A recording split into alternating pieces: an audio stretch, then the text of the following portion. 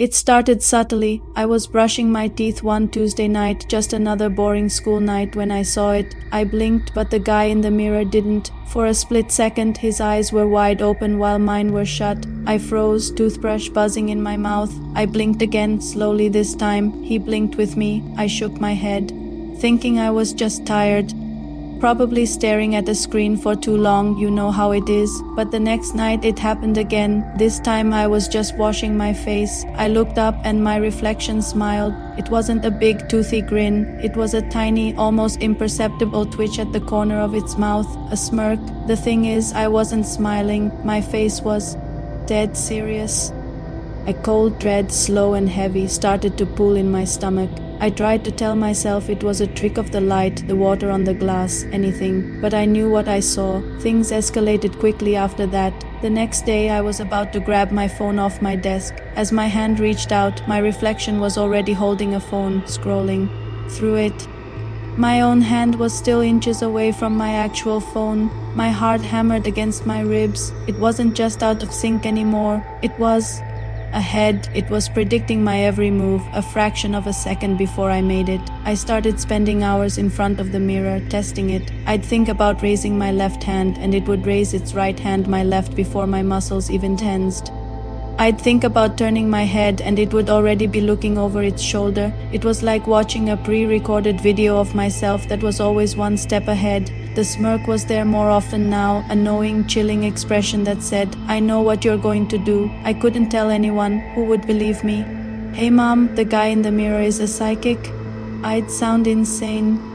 So I kept it to myself, but the fear was eating me alive. I started avoiding mirrors. I'd shower in the dark, dress in my closet, and use the back door to avoid the hall mirror. But you can't escape reflections forever. Puddles after it rained, shop windows, the black screen of my phone. He was always there, waiting, watching, and knowing. The predictions grew longer.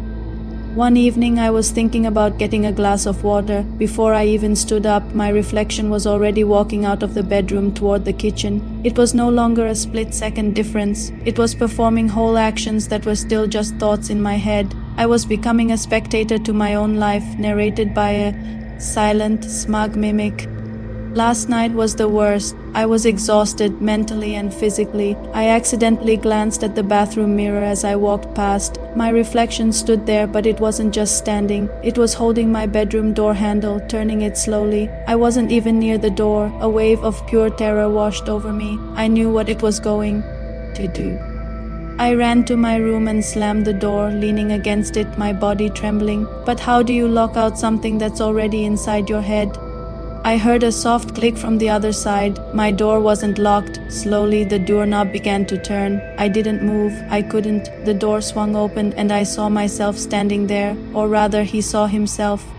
He smiled that terrifying smirk, then walked past me into my room as if I were nothing but air. He sat on my bed, picked up my phone and started scrolling, just like I had seen him do in the mirror days ago. I tried to scream, but no sound came out. I tried to grab him, but my hands passed right through. It was then that I turned and looked back toward the bathroom, and I saw him.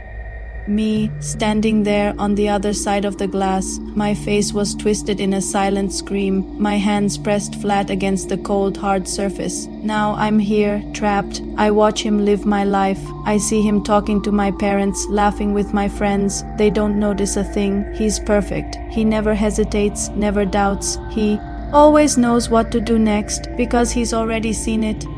From me, I'm the ghost, the memory, the pre-recorded footage for his life. And every night before he goes to sleep, he comes to the mirror, looks me right in the eyes and smiles, and I can do nothing but watch. So be careful next time you look in the mirror. Make sure the person looking back is really you. Thanks for watching.